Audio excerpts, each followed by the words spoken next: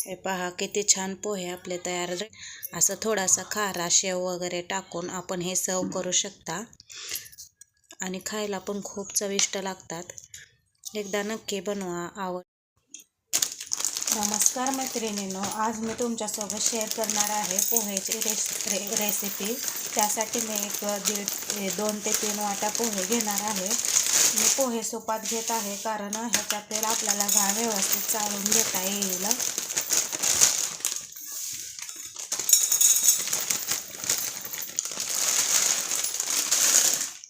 हे पहा 2 ते 2.5 वाटे पोहे मी घेतलेले आहे। आता हे आपण व्यवस्थित पाकडून ह्याच्यातील घाण काढून घेणार आहोत।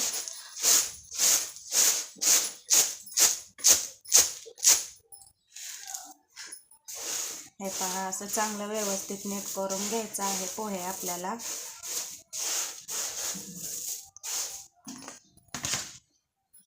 एक ते 1.5 तांब्या मी पाणी घेतलेलं आहे। आता पोहे आपल्याला चांगलं व्यवस्थित ह्याच्यात धुवून घ्यायचं आहे।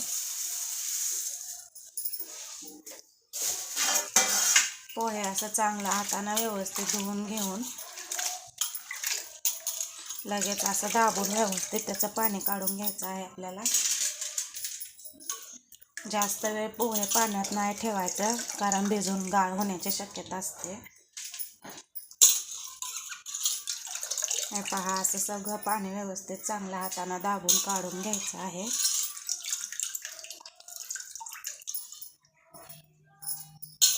अशा प्रकारे जर पोहे धुतलं की पोहे व्यवस्थित मोकळी आणि जास्त भिजत पण नाही।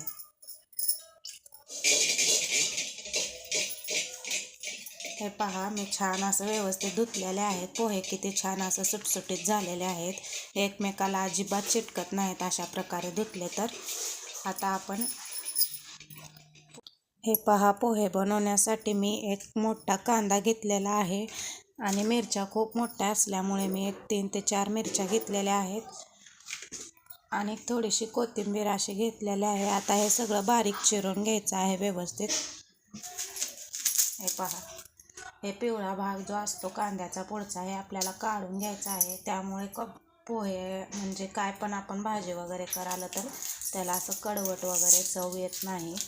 हे पुढचा भाग प्रथम आपण काढून घ्यायचा आहे कांद्याचा। आता हा कांदा आपण असं छान सुरीनं व्यवस्थित बारीक चिरून घ्यायचा आहे।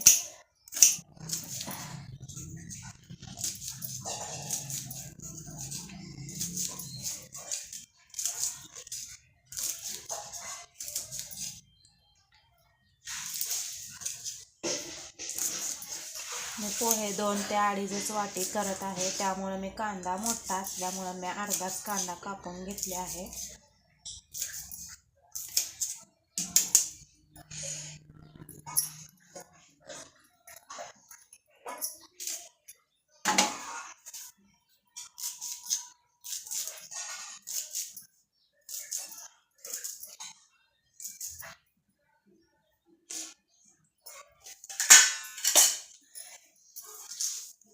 एक ते 2 काड्या आपल्याला कढीपत्ता असा घ्यायचा आहे।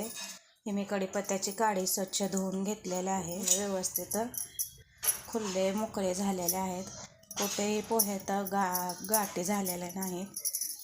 अशा प्रकारेच पोहे धुवायचं म्हणजे एकदम सुटसुटीत होतात।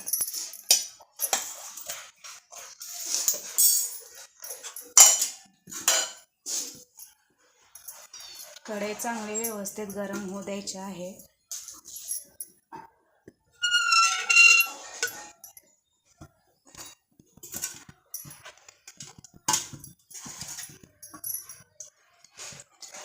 हे पहा कढई चांगली व्यवस्थित गरम झालेले आहे। आता मी ह्याच्यात 1 ते 1.5 माप तेल आणि वरी थोडंसं तेल टाकणार आहे कारण पोहे आपल्या 2.5 वाटे आहेत, त्यामुळे आपण ह्याच्यात तेलाचा जास्त वापर नाही करणार।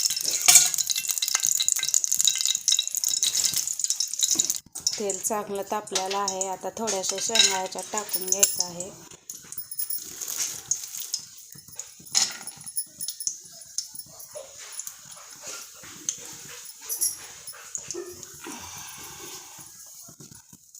पहा शेंगा चांगल्या आपल्या परतून घ्यायच्या आहे। शेंगा असं तेलात व्यवस्थित तळून घेतलं की पोहे खायला एकदम टेस्टी लागतात। अर्धा चमचा जिरं, अर्धा चमचा मोहरी घातलेले आहे याच्यात. आता शेंगा आपल्या चांगल्या परतलेल्या आहेत. लगेच आपण बारीक चिरलेला कांदा याच्यात घालून घ्यायचा आहे. कांदा असं व्यवस्थित परतला की लगेच मिरच्या चिरलेल्या टाकून घ्यायचा आहे याच्यात.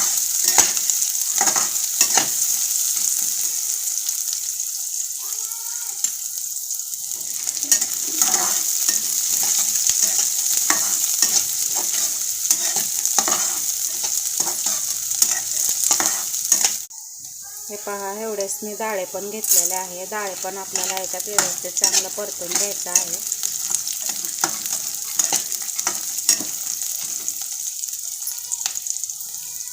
कढीपत्ता एक काडी घेतलेला आहे.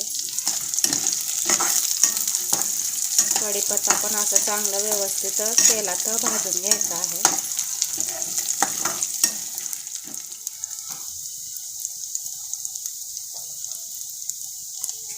लगेच अर्धा चमचा एवढे हळद मी ह्याच्यात टाकलेले आहे. हळद चांगलं व्यवस्थित ह्याच्यात घालून घ्यायचे आहे मिक्स करून. लगेच आता आपण पोहे भिजवलेले टाकून घ्यायचे आहे याच्यात. पहा, किती छान आहे.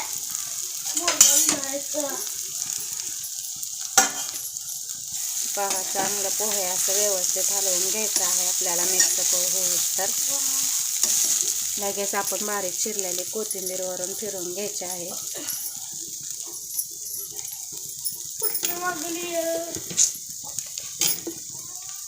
लगेच चवीनुसार मीठ फिरवून घ्यायचं आहे याच्यात. हे आता चांगलं व्यवस्थित मिक्स करून घ्यायचे आहेत आपल्याला. हे पहा, किती सुटसुटीत चांगले पोहे झालेले आहेत. अशाच प्रकारे पोहे भिजवत जावा आणि करत जावा. त्यामुळे पोहे चिकट पण होणार नाहीत आणि एकमेकाला चिटकणार पण नाही.